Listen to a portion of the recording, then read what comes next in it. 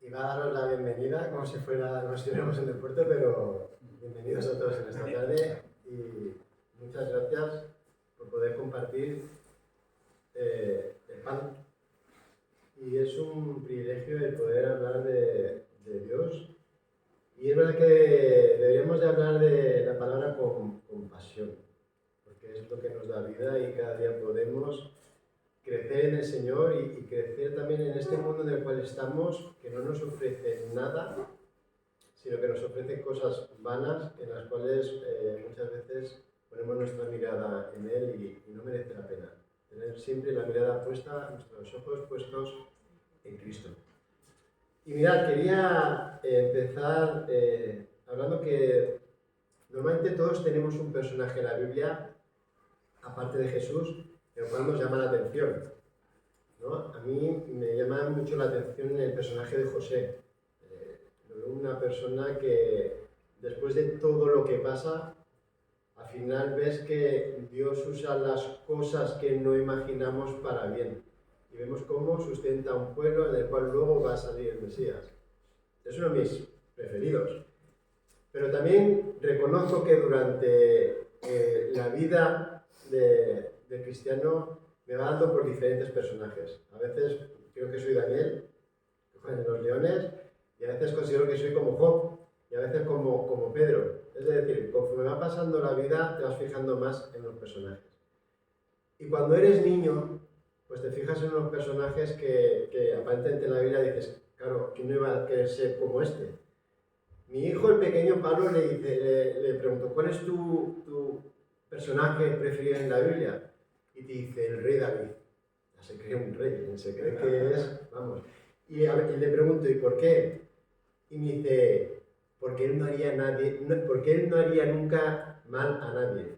Y digo, ya tendremos una conversación pendiente, porque él se ha quedado con David y Goliat. No sé si se ha quedado ahí, pero creo que hasta cierto punto él no entiende que hay cosas que están muy mal. Sin embargo, Sara me dice que su personaje preferido es Pedro.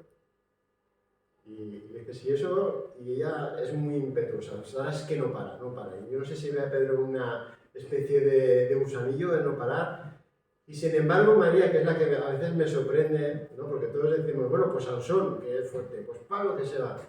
Y María, sin embargo, María, ¿cuál es el personaje tuyo preferido de la Biblia? Y me dice que su personaje preferido es María. Es una de las cosas que a lo mejor me choca, me sorprende que me diga que fuera María viendo tantos personajes, ¿no? En los cuales dices, pues este parece que va para adelante. Pero María, la madre de Jesús. Y es verdad que siempre nos fijamos en personas que destacan por algo. Y pocas personas les gustaría a veces ser, o pocas veces he oído yo personas que les gustaría ser como Lucas, o como Bernabé, o como Felipe, que eran personas que realmente conocían la palabra y servían y andaban. Y hay un personaje en la Biblia que creo que poco o ninguna vez he escuchado yo que le gustaría ser como este personaje que vamos a ver hoy. Porque sí que es verdad que hay muchos personajes anónimos y que Pablo los menciona, pero que tuvieron vidas porque los pone aquí, que fueron colaboradores suyos y seguramente que fueron personas de ejemplo para otros. Y la persona que vamos a tratar en esta tarde, que esperamos que sea ejemplo para nosotros y que podamos aprender de él y ser como él. Vamos a ir a la tercera epístola de San Juan, porque es la epístola más corta de toda la Biblia. La carta más pequeña que hay en la palabra. La más pequeña en castellano hay que reconocer que es segunda de Juan, pero en griego es tercera epístola de Juan. Y es un personaje que se llama Gallo. Y pocas veces se ha escuchado hablar de esta carta. Sí, es una carta que en un minuto la tenemos leída. Y si no profundizamos y meditamos, nos quedaríamos como una carta más de decir, mira, hay una persona aquí que se llama Gallo que hace ciertas cosas, hay una persona dentro de la iglesia que da la vara, Demetrio, el otro que es buen ejemplo también, y nos acabaríamos de ahí. Pero creo que es importante que Juan haya alabado a una persona de confianza y que diga, mirad, aquí está Gallo. A lo mejor es un anónimo dentro de nuestro mundo porque pocas veces lo estudiamos, pero que fue una persona importante para Juan. Y nos ubicamos. El escritor es Juan. Ha escrito 3 cartas. Primera de Juan escribe a una iglesia que probablemente sea Éfeso, donde él fue el pastor. La segunda carta de Juan va dirigida a una iglesia específica, a la elegida. Y la tercera carta va a una persona. La primera carta de Juan nos habla, si hacemos un resumen, nos dice que Dios es amor. La segunda carta de Juan, si hacemos un resumen, nos dice que Dios es verdad.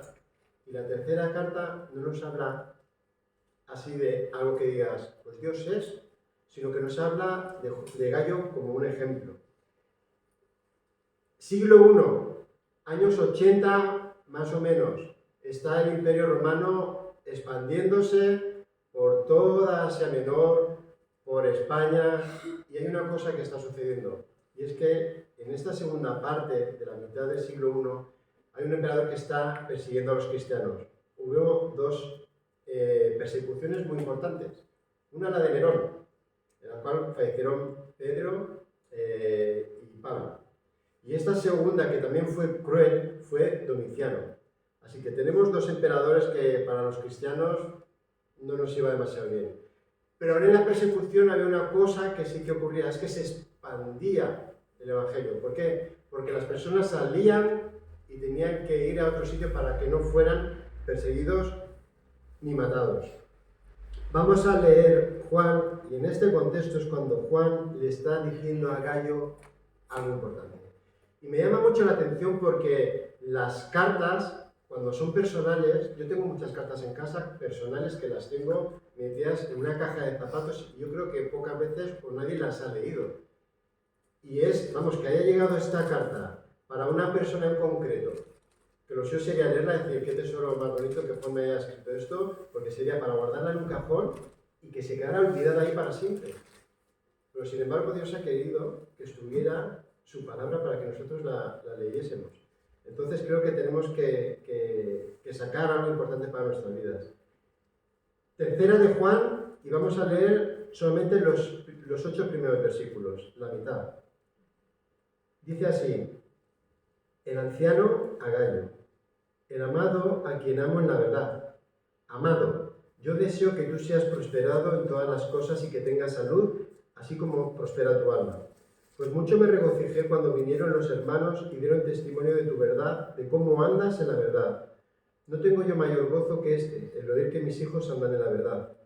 Amado, fielmente te conduces cuando prestas algún servicio a los hermanos, especialmente a los desconocidos, los cuales han dado ante la Iglesia testimonio de tu amor, y harás bien en encaminarlos como es digno de su servicio a Dios, para que continúen su viaje. Porque ellos salieron por amor del nombre de Él, sin aceptar nada de los gentiles. Nosotros, pues, debemos acoger a tales personas para que cooperemos con la verdad. Gayo. ¿Quién es? En la Biblia aparecen 3 personas que se llaman Gayo. Una en Macedonia, otra en Derbe y otra en Corinto. Pero no sabemos quién es. No sabemos uno de los 3 o otro Gayo. Es un nombre griego muy común que se daba en ese siglo. Significa hombre del terreno. Ya no sabemos nada más de él. Pero lo que sí sabemos es lo que Juan dice de él. ¿Qué es lo que está diciendo Juan de él? Alaba la actitud con respecto a lo que él está en Dios y con respecto a la Iglesia. Nos habla de cómo es Gayo. Por eso 3 puntos en la meditación en esta tarde. El primer punto, el testimonio, porque Juan nos está hablando que tiene un testimonio de ciertas personas que han llegado a él, de un informe. Primero, testimonio de la verdad, versículos 1 a 4, testimonio de su amor, versículos de 5 a 7, y una aplicación para nosotros. Ese testimonio de la verdad tiene que ver su relación con Dios. El testimonio de amor tiene que ver su relación con los hermanos, para que Gayo sea un ejemplo para nosotros. Testimonio de la verdad, los 4 primeros versículos, y tiene que ver mucho con su relación con Dios. Juan, el anciano, está expresando en esta carta los sentimientos que tiene sobre Gayo. Y debería de ser una gran persona, porque tendría que tener un corazón enorme, Gayo. Y lo expresa con dos palabras que constantemente se repiten. Es la palabra amor. El versículo 1 dice el amado. Versículo 1 sigue diciendo el amo, que amo. Versículo 2 dice amado. Versículo 5 dice amado. Versículo 11 dice amado. Y esta es una de las características que Juan siente por Gallo, que es amado, que lo ama. Y la otra palabra en la cual expresa que tiene una gran admiración por Gallo es gozo. En el versículo 3 nos dice que me regocijé. Cuando escucha a Gallo, se goza y lo ama. Versículo 4 sigue diciendo, no tengo mayor gozo que... Así que Juan, cuando escucha la palabra Gallo, se producen en él dos sentimientos, amor y gozo. Y dice mucho de la persona que era Gallo para Juan, una persona que era anciana y que conocía a muchas personas y sabía cómo se conducían las personas dentro de la iglesia. Pero dice así, esto es lo que siente Juan cuando escucha la palabra Gallo, amor y gozo. Pero este sentimiento va mucho más que las palabras. En el versículo 2, mirad cómo empieza, dice, amado, yo deseo. Deseo. Esta palabra en castellano la decimos muchas veces.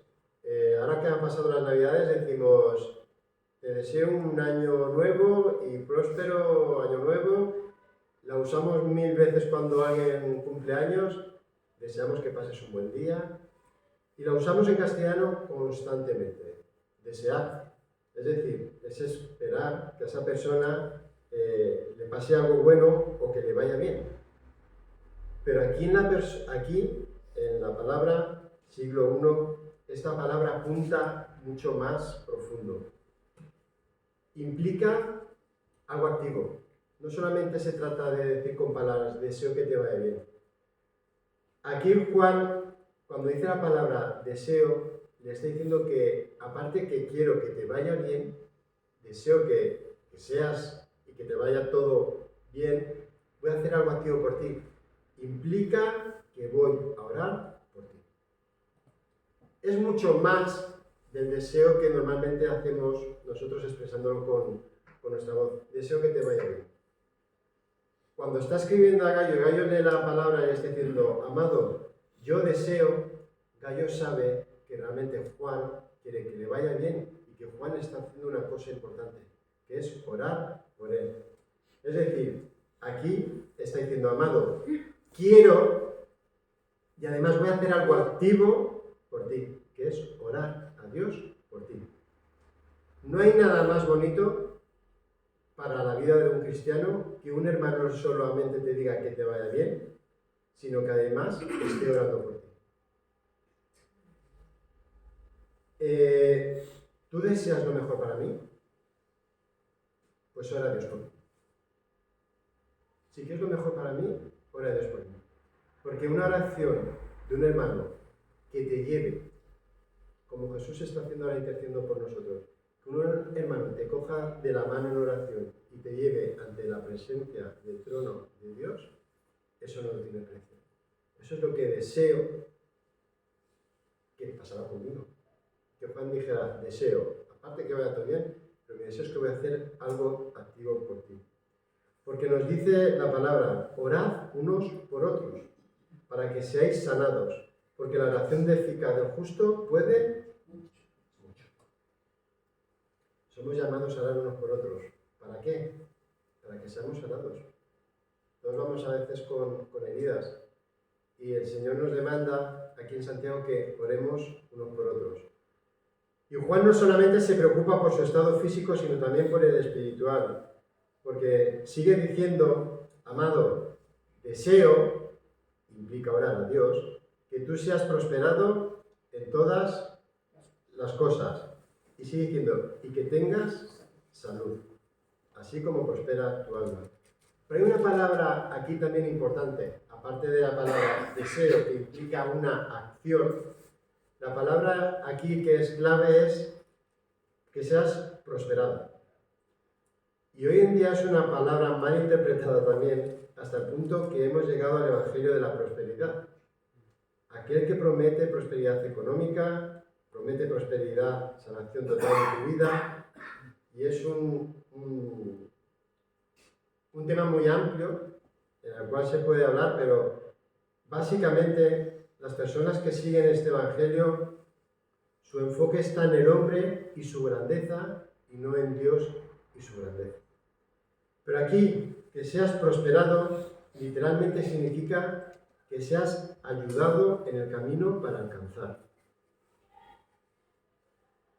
Amado, yo deseo que tú seas ayudado en el camino para alcanzar todas las cosas.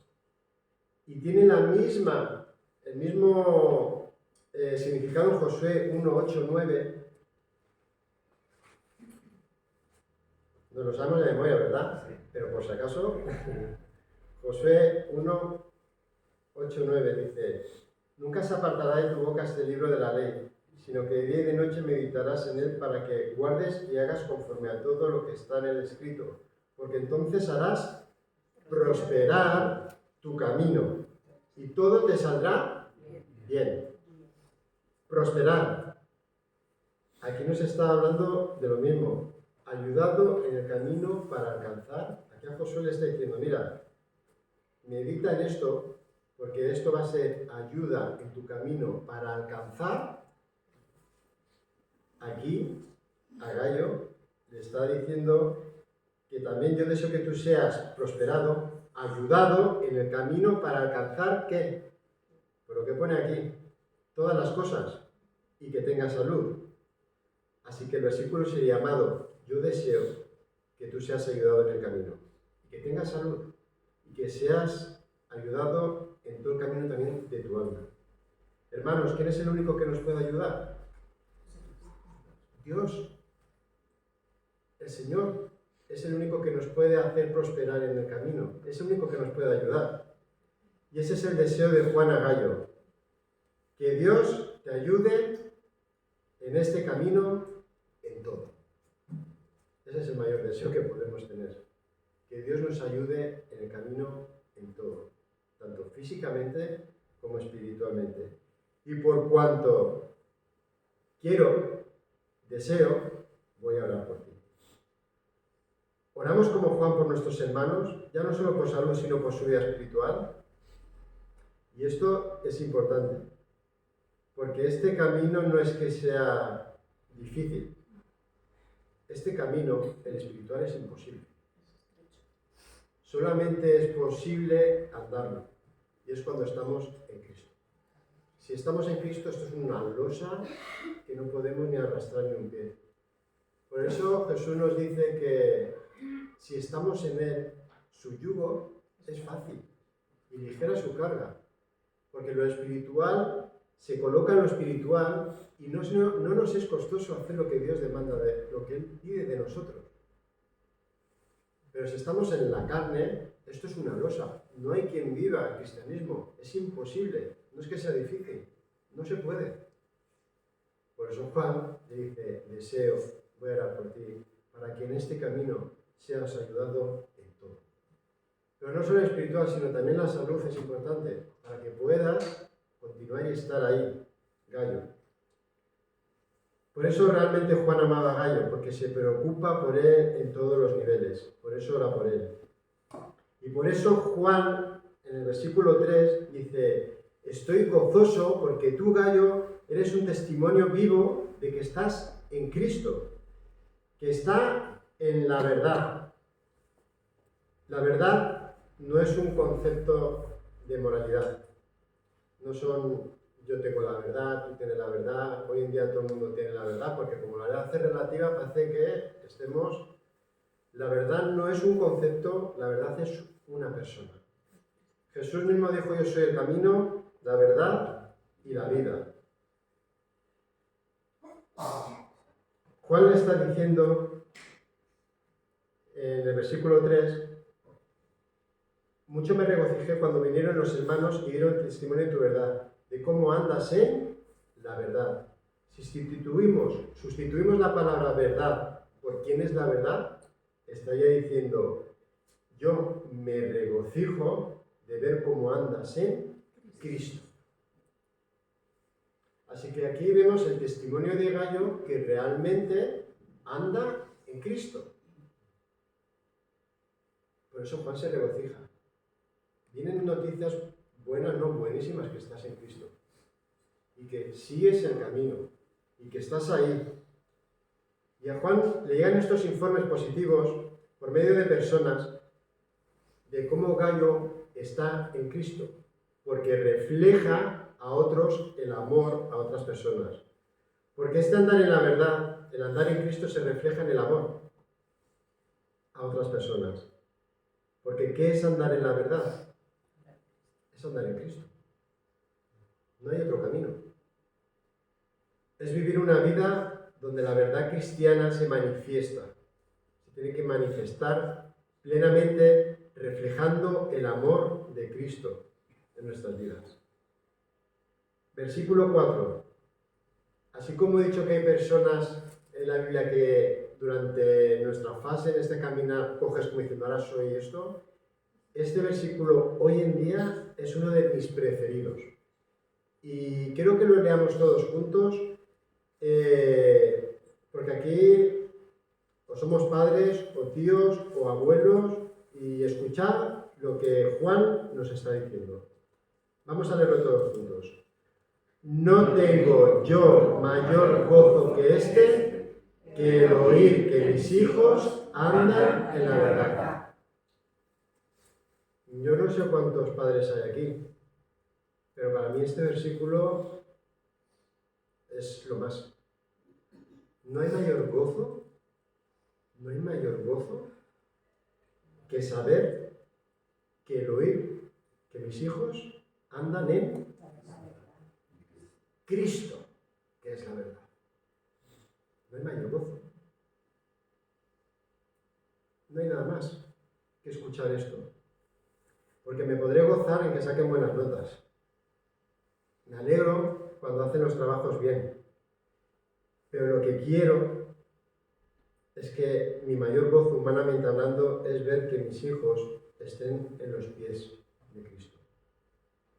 Es ver que mi deseo no solamente va a ser un deseo, que deseo que estés en Cristo. Mi deseo va a ser a que activamente yo esté orando por ellos, para que sean prosperados, para que Dios les ayude en este camino para alcanzar a Cristo. Así como Juan desea ver a sus hijos en Cristo, esperamos que en esta congregación nuestro deseo, que hay que hacer algo activo, que es orar, es ver que esta generación, nuestros hijos, estén en los pies de Cristo. Que sean instrumentos, que vivan y anden en la fe.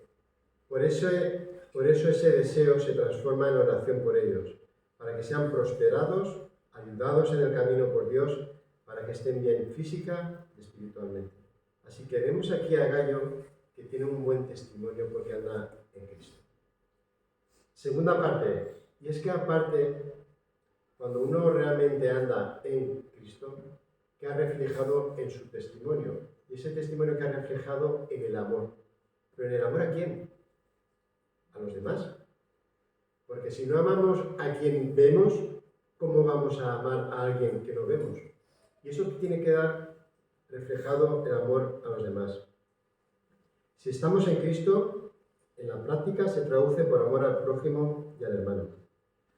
¿Cómo reflejamos nuestro amor por Cristo y al prójimo? A través de una palabra: servicio. ¿Cómo puedo demostrar que mi hijo me ama? Obedeciendo, estando servicial, estando activo. El versículo 5 nos dice que nos habla del servicio que hacía Gayo, y era el de la hospitalidad. Mirad, en el siglo I lo normal es que los viajeros fueran a pie. Las distancias para ir de un lugar a otro, pues se tenían que quedar en algún sitio para dormir. No es como hoy en día que tenemos los medios suficientes. Hoy un pastor que está en Bilbao y predica en Madrid por la tarde, coge un avión, 2 horas estoy en Madrid, incluso ese mismo día se puede volver otra vez a su ciudad. El mismo día. Pero en este contexto en el que estamos no era a pie o caballo, si tenías algo que alguien deja un caballo, y tenías que hacer parada en ciertos lugares. En el siglo I las personas paraban en hospedajes durante una noche y luego continuaban su camino hasta llegar a Madrid. Imaginaos Bilbao a Madrid, pues 4 días andando, y se tenían que ir parando en ciertas zonas. Y en este contexto, Gallo, en esta congregación, era la persona hospitalaria la cual recibía en su casa a estas personas. Cuando alguien iba ahí, a casa de Gallo, y él los recibía. Su servicio en la comunidad era recibir a los, como nos dice aquí, a los mensajeros de Cristo, aquellos que llevaban la palabra de Cristo. Y su servicio tenía que hacer varias cosas. No solamente les proveía de alimento, también les proveía de comida, de dinero, y si fuera necesario, les acompañaba parte de la ruta para que no se perdiesen.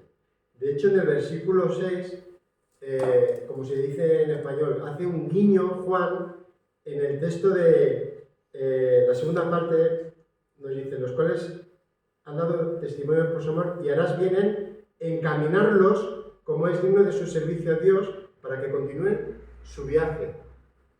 No solamente los hospedaba, no solamente les daba alimento, no solamente les daba dinero si era necesario, sino que también los debía de acompañar para que no se perdiesen, encaminarlos y decir, a partir de aquí, recto. Ya no solamente los encaminaba físicamente, sino que espiritualmente también los encaminaba. Y Juan le está diciendo, para que continúen su viaje, para que no se pierdan. Estos mensajeros dependían de la hospitalidad de estas personas y se abrieron muchas puertas en el siglo I. Y estos mensajeros fueron de mucha bendición. Hebreos 13:2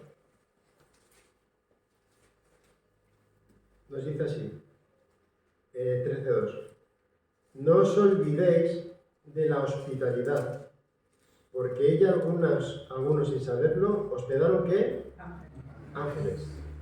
Ángeles son mensajeros de Dios. Estas personas itinerantes podían ser ángeles, porque eran los que llevaban la palabra de Dios. Pero leyendo estos versículos decía, madre mía, ¿y cuánto tiempo se tendrá que quedar aquí Gallo? Yo pensaba, estará soltero. Porque claro, van ahí y te dicen que me quedo en tu casa y ¿cuánto tiempo? Porque claro, todo se acaba, tendría que trabajar también Gallo y no sé, y hoy en día en el siglo XXI nadie tiene la hospitalidad como en este tiempo, entendedme. Que te venga un pastor de Alemania y te diga, me voy a Sagunto y voy a estar allí en tu casa. ¿Cuánto? Que tengo hijos, tengo intimidad. No sé, era una cosa que me sobrepasaba, porque hoy esto de la hospitalidad, pues esto incluso los apóstoles lo tenían ya escrito. Hay unos escritos, la Didache. Son escritos antes del año 70, siglo I, y hablan de las costumbres sociales que tenían en las congregaciones, cómo se participaba, qué es lo que había que hacer. Es muy interesante. Y dejaron por escrito uno de los artículos que dice que todo apóstol que llegue a vosotros sea recibido como el Señor, pero que no esté más de un día, o a lo sumo 2 si es necesario. Pero si se queda 3 días, es un falso profeta. No es que esto me dejara más relajado, pero que sepamos que en el siglo I, igual que nos dice Pedro, que nos dice Pablo, ya habían engañadores y vividores del Evangelio. Y esto pasó más de una vez, seguro, porque para dejarlo escrito y enviarlo a las iglesias, es que había muchos que se aprovechaban de ello. Entonces, en el siglo XXI, rara vez que se queda un pastor en nuestra casa por necesidad. Y este servicio ya no es como el siglo I, pero sí que se mantiene el servicio. Estamos llamados para servir. Porque el servir es una actitud de hacer algo por los demás sin esperar nada a cambio. Por amor. Porque el amor refleja la verdad. Eso es lo que nos pide el Señor. El mayor ejemplo que tenemos, Jesús. Yo no vine para ser servido, sino para servir. El servicio es indispensable para nosotros. En Gálatas 5:13 nos dice así: porque vosotros, hermanos, a libertad fuisteis llamados, solamente que no uséis la libertad como ocasión para la carne, sino servíos por amor los unos a los otros. Es indispensable que nos sirvamos. Si hay una persona que no sirve en la iglesia, no está reflejando nada. El Señor Jesucristo vino a servir. Servíos por amor los unos a los otros. Si hemos nacido de nuevo, si andamos en Cristo, somos siervos y como tales debemos de servir. Es como el lema del retiro. Servimos a un propósito mayor.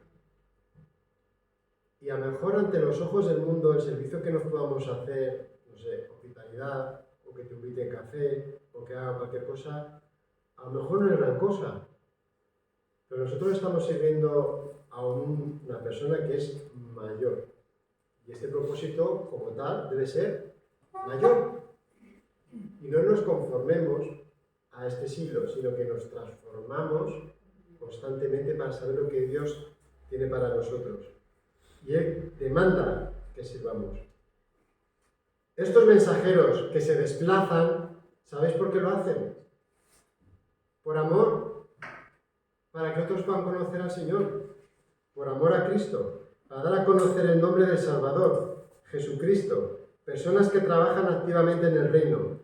Y estos mensajeros, nos dice Juan en el versículo 7, ellos salieron por amor del nombre de Jesucristo, sin aceptar nada de los gentiles. Y aquí les está diciendo que no acepten nada de las personas que no conocen al Señor. ¿Por qué? Estas personas eran paganos, personas que nunca han oído hablar de Dios y podían pensar que predicaban por ganancias monetarias. Por eso Juan dice que quien debe ayudar a estas personas es la Iglesia. No aceptéis nada de los que están ahí, porque como aceptéis algo, ya os van a decir, míralos, están ganando y no hacen nada a ojos de ellos. La aplicación, versículo 8. Nosotros, pues, debemos acoger a tales personas para que cooperemos con la verdad. Este versículo va a poner unos puntos suspensivos, porque sí que debemos, como dice aquí, acoger a personas cuando necesiten. Nosotros, pues, debemos, puntos suspensivos, para que cooperemos con la verdad. Pero si hay una palabra que encaja aquí perfectamente, es la palabra servir. Sea en hospitalidad, sea cualquier otra cosa. Sería, nosotros pues debemos servir a las personas para que cooperemos con Cristo, para la extensión del Evangelio. Así es como vamos a reflejar el amor al prójimo, igual que Cristo lo hizo con nosotros. Y la verdad que cooperar con Cristo, eso no tiene nombre. Colaborar con el Señor Jesucristo, que nos diga, haz esto.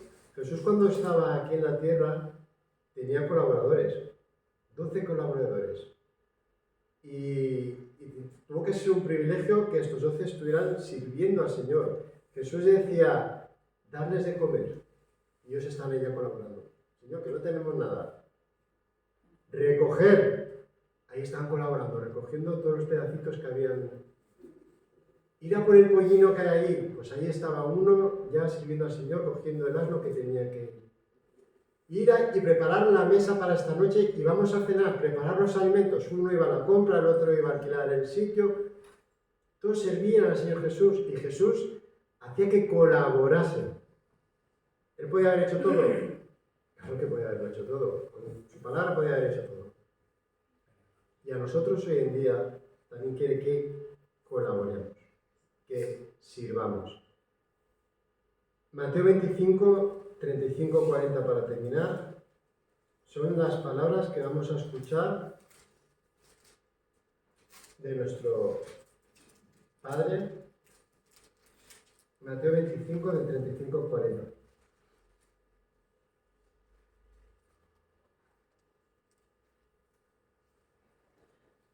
Del 34. Entonces el rey dirá a los de su derecha: venid, benditos de mi Padre, heredad el reino preparado para vosotros desde la fundación del mundo. Dice, porque tuve hambre y me disteis de comer, tuve sed y me disteis de beber, fui forastero y me recogisteis, estuve desnudo y me cubristeis, enfermo y me visitasteis, en la cárcel y vinisteis a mí. Entonces los justos responderán diciendo, Señor, ¿cuándo te vimos hambriento y te sustentamos, o sediento y te dimos de beber? ¿Y cuándo te vimos forastero y te recogimos, o desnudo y te cubrimos? ¿O cuándo te vimos enfermo en la cárcel y vinimos a ti? Y respondió el rey y les dijo, de cierto os digo que en cuanto lo hicisteis a uno de estos mis hermanos más pequeños, a mí me lo hicisteis. El servicio, como he dicho, se trata de hacer las cosas por los demás sin esperar nada a cambio. Eso fue lo que el Señor Jesús hizo por nosotros. Porque haciéndoselo a uno, nos dice en su palabra que se lo estamos haciendo al Señor Jesús. Y eso es un privilegio. Se llame Pepe, Juan o Manolita. Eso suelen decir los nombres así. No hay que mirar quién. Jesús cuando vino a la tierra no miró quién. Porque todos estamos en el mismo nivel. Todos somos pecadores. Pero por amor Dios nos sirvió. Y ese debe ser nuestro reto. Por eso mi deseo en este año para vosotros es que esta iglesia sea prosperada, ayudada en el camino para que seáis plenamente en el conocimiento del Señor y que seáis plenos en el amor unos por otros. ¿Para qué? Para que estéis completos todos en uno en Cristo Jesús. Que Dios os bendiga. Amén.